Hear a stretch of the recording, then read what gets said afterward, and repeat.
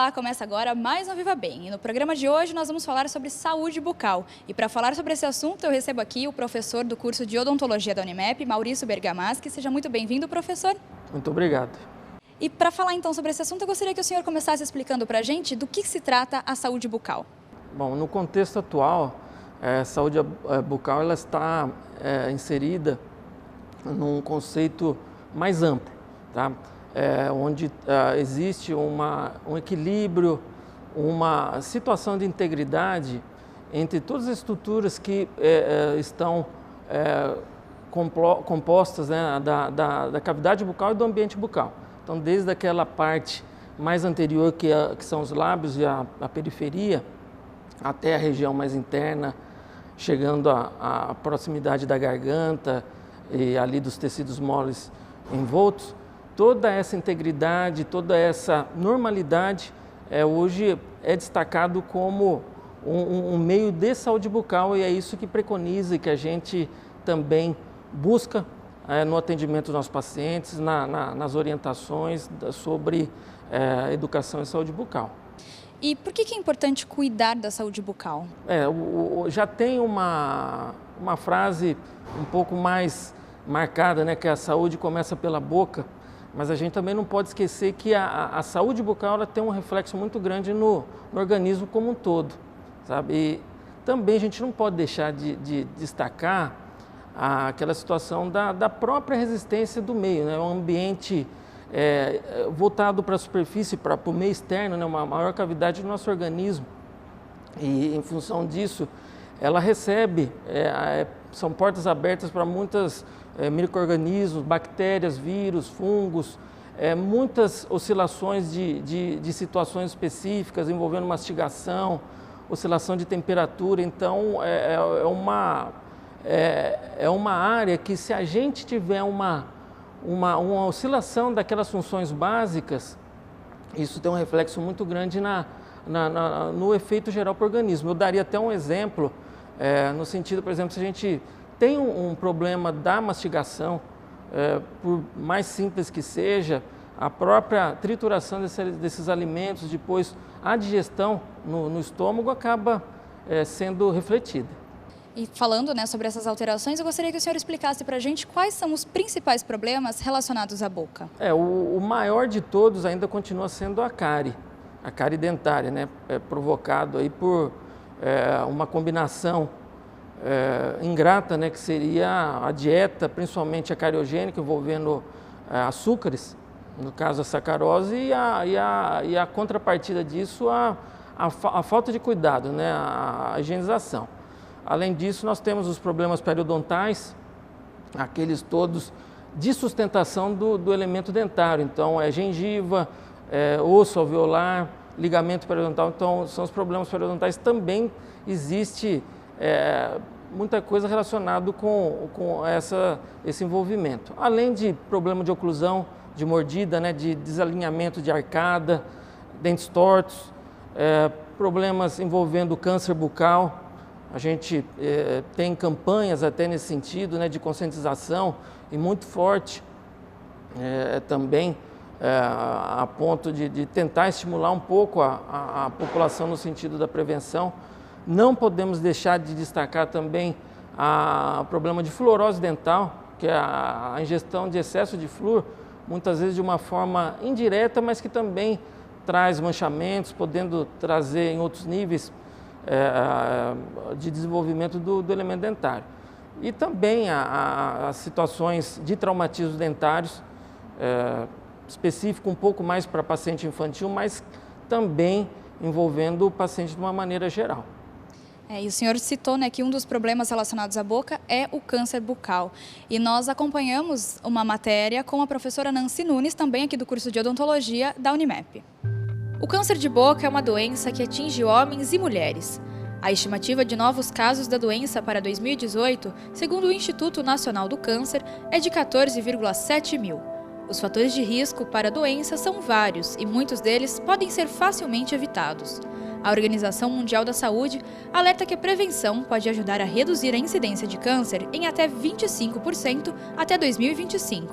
Câncer bucal é uma doença sistêmica, né? É uma doença geral ela pode envolver a cavidade bucal, é uma doença séria, onde existem razões para a manifestação dela, ela é multifatorial. Então, o que é isso? Eu tenho fatores intrínsecos próprios do indivíduo, tais como a questão de doenças sistêmicas severas, anemia por deficiência de ferro, a questão também o que favorece, tem vírus que também favorece isso, que são questões a se ponderar dentro dos fatores intrínsecos, assim como o fator genético, que antes não se falava disso em câncer bucal, hoje se fala.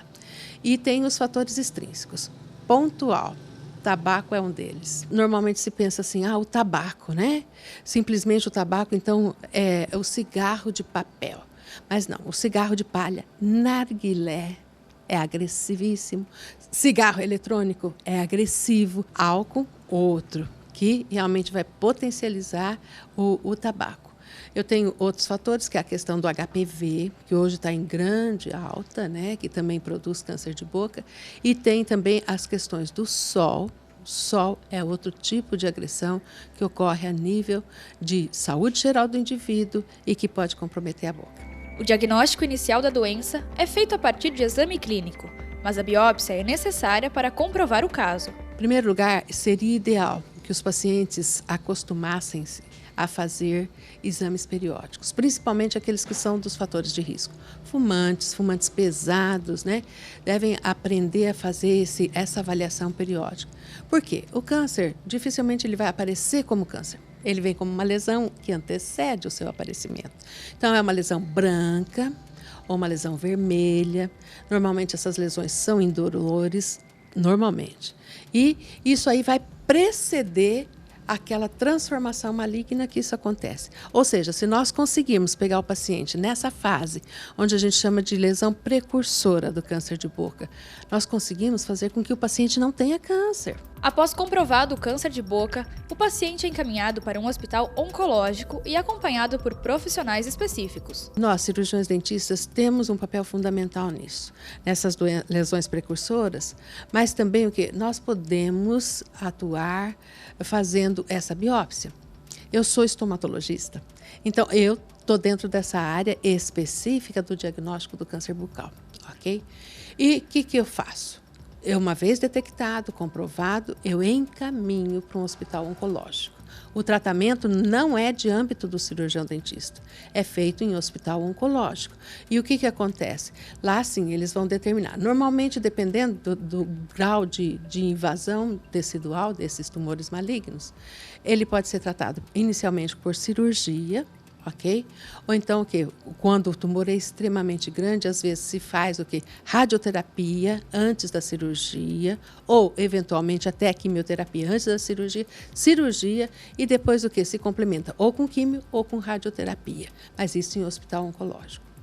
Nós acompanhamos uma matéria com a professora do curso de odontologia aqui da Unimep, Nancy Nunes, que falou sobre o câncer bucal, né? Um dos problemas relacionados à boca. E além desses problemas relacionados à boca, a falta de higiene bucal pode acarretar em outros problemas também, professor? Com certeza.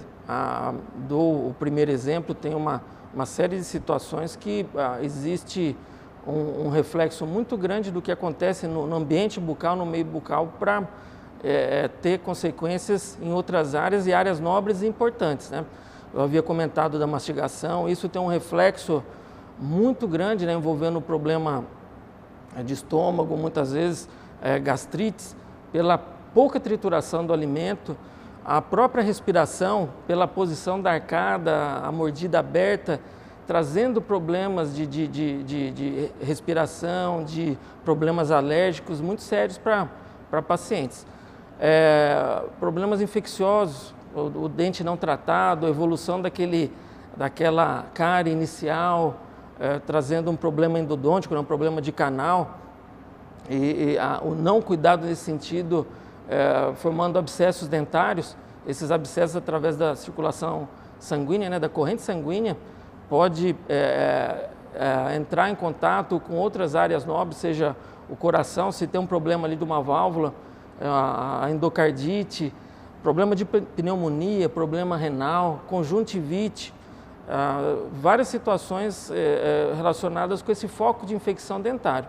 Outra coisa que a gente destaca e aí envolvendo o problema periodontal, aquele problema de gengiva ou a evolução desse problema inicial de gengiva, é que também ele traz algumas situações, até pelos produtos inflamatórios da própria origem ali do problema, né, bucal, podendo levar a uma prematuridade de parto, a própria disfunção erétil, a agravar uma situação de diabetes. Então tem várias causas, várias situações específicas na boca, e aqui a gente poderia citar tantas outras, né, que leva a sempre a gente ter aquela preocupação e alerta em avisar, né, informar no trabalho de educação sobre esses riscos também. E às vezes a gente não imagina, né, que um probleminha ali na boca pode acarretar em tudo isso. E a higienização é um dos primeiros passos para manter a saúde bucal em dia, né? Sim, a gente comenta, né, a gente fala sobre o kit de saúde bucal, né, composto pela escova, pelo dentifrício, a pasta dental. Ela deve sempre ser fluoretada, tá? Além disso, os raspadores, os limpadores de língua, alguma cautela na utilização dos enxaguatórios bucais, talvez com alguma recomendação um pouco mais específica nesse sentido, mas determinados momentos de suma importância.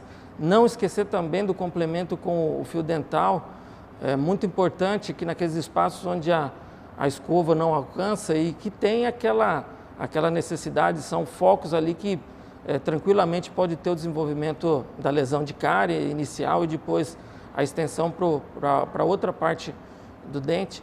Então a gente tem algumas situações assim que necessitam de um arsenal um pouco maior. Também até para casos específicos de ortodontia, uma escova de tufo único, uma escova interdental. Existem dispositivos específicos também para ser usado não só para ortodontia, mas para aqueles pacientes que usam prótese ou implante dentário. Então hoje a gama o arsenal que a gente pode estar utilizando na manutenção dessa saúde bucal é grande, mas a gente precisa colocar em prática.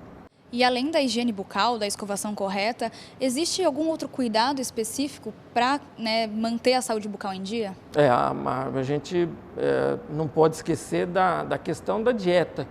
A dieta é fundamental, né? A ingestão de açúcares e a combinação com essa falta de higienização. Mas também outros pontos que a gente destaca muito, que é a hidratação da mucosa bucal. Então a ingestão de água é um aliado muito importante, regula pH, ajuda a própria saliva nesse sentido. Temos que nos precaver, ter algum cuidado com a ingestão de alguns líquidos, principalmente os ácidos, tá? Alguns sucos, alguns energéticos aí, ou aqueles reposicionadores de sais, né? Alguma combinação disso voltada sempre para a situação ácida. Hoje em dia tem também o problema da erosão ácida, que pode estar afetando esses dentes. E voltando, né, a complementação da dieta, uma dieta equilibrada, isso faz parte da natureza e da própria condição de saúde do ser humano como modo geral, mas que também para o meio bucal é de suma importância. O que a gente não pode deixar de destacar, isso até pela própria minha área específica, né, de odontopediatria, de clínica infantil, e a questão da dieta relacionada com os açúcares. Hoje já tem uma abertura para o uso racional do açúcar. A gente não vai fechar a porta para o açúcar, mas tem um momento exato da sua introdução, né? E dentro até depois dessa introdução, um limite que a gente precisa ter esse cuidado para ser utilizado sem servir como um elemento agressor. Para finalizar nesse ponto também, uma coisa um pouco mais recente, né? A gente trabalha com aquela relação dos 1000 dias, desde o período gestacional até os 2 primeiros anos de vida. É um período importantíssimo também para conscientização da gestante, núcleo familiar, a poder incutir ali hábitos saudáveis. Então também voltado tudo isso para um cuidado melhor. E, professor, muitas vezes as pessoas negligenciam, né, um tratamento do dente por não apresentar dor. Quando é mais adulto, não apresenta dor, ou quando é criança ainda não, acha que não está na hora de consultar, né, um profissional. Mas é importante consultar regularmente um dentista? Sim, o início, como você bem colocou, o início do desenvolvimento, por exemplo, de uma lesão cariosa, uma cárie, ela muitas vezes ela não transmite um sinal, certo? Uma mancha, às vezes está num dente posterior, a questão da dor, né, como você comentou, em esmalte a gente não tem essa percepção. Então, pode muitas vezes acabar passando por aquela situação de tranquilidade para o paciente, para a família, mas que muitas vezes acaba chegando tardiamente no consultório. Então, para isso a gente reforça e recomenda muito essa questão de pelo menos aí a cada 6 meses estar consultando um profissional, um cirurgião dentista. Hoje em dia a gente não fecha no dente, né, como a gente comentou aqui, no ambiente bucal. Então talvez assim aquela necessidade de um controle um pouco mais rigoroso, até pelos hábitos que esse paciente, seja infantil, seja adulto, e muitas vezes usando um aparelho, uma prótese. Então, às vezes, esses retornos acabam se tornando até um pouco mais curtos, antes dos 6 meses, mas desde que seja combinado e planejado com o cirurgião dentista. O importante é a consulta, o acompanhamento desse profissional. Tá certo, então, professor, muito obrigada pela sua participação aqui no programa. Eu que agradeço o convite. Bom, e este foi mais um Viva Bem. Se você quiser conferir esse ou outros programas da TV Unimap, acesse as nossas redes sociais ou o nosso site, tvunimap.com.br. Tchau!